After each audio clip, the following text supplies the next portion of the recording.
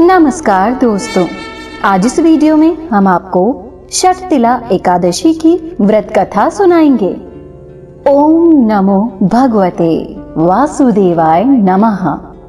ओम नमो भगवते वासुदेवाय नमः। भगवान श्री कृष्ण अर्जुन से कहते हैं, हे अर्जुन, अब मैं माघ मास के कृष्ण पक्ष की षटतिला एकादशी व्रत की कथा सुनाता हूँ। एक बार नारद मुनि ने भगवान श्री हरि से षटतिला एकादशी का महात्म्य पूछा।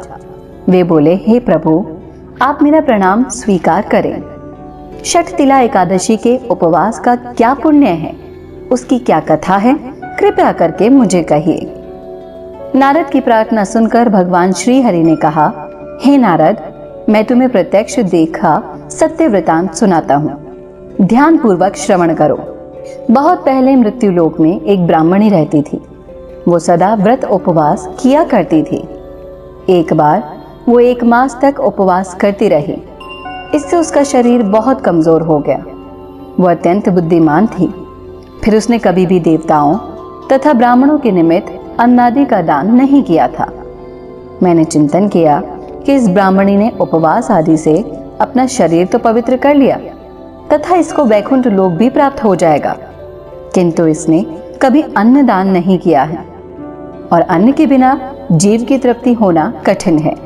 ऐसा चिंतन कर मैं मृत्यु लोक में गया और उस ब्राह्मणी से अन्न की भिक्षा मांगी। इस पर उस ब्राह्मणी ने कहा, हे योगीराज, आप यहाँ किस लिए पधारे हैं? मैंने कहा, मुझे भिक्षा चाहिए। इस पर उसने मुझे एक मिट्टी का पिंड दे दिया। मैं उस पिंड को लेकर स्वर्ग लौट आया। कुछ समय व्यतीत होने पर वो ब्राह्मणी शरीर त्याग कर स्वर्ग आई। मिट्टी के पिंड के प्रभाव से उसे उस जगह एक आम का वृक्ष सहित मिला, किंतु उसने उस घर को अन्य वस्तुओं से खाली पाया। वो घबराई हुई मेरे पास आई और बोली, हे प्रभु, मैंने अनेक व्रत आदि से आपका पूजन किया है, किंतु फिर भी मेरा घर वस्तुओं से रिक्त है। इसका क्या कारण है? मैंने कहा, तुम अपने घर जाओ और जब देव स्त्रियां तुम्हें देखने आए तब तुम उनसे षटतिला एकादशी व्रत का महात्म्य और उसका विधान पूछना। जब तक वो ना बताएं तब तक द्वार ना खोलना।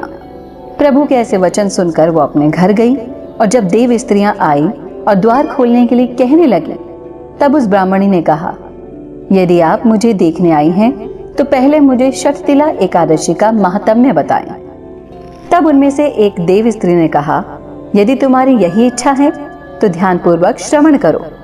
मैं तुमसे एकादशी व्रत और उसका महात्म्य विधान सहित कहती हूँ। जब उस देव स्त्री ने षटतिला एकादशी का महात्म्य सुना दिया तब उस ब्राह्मणी ने द्वार खोल दिया। देव स्त्रियों ने ब्राह्मणी को सब स्त्रियों से अलग पाया।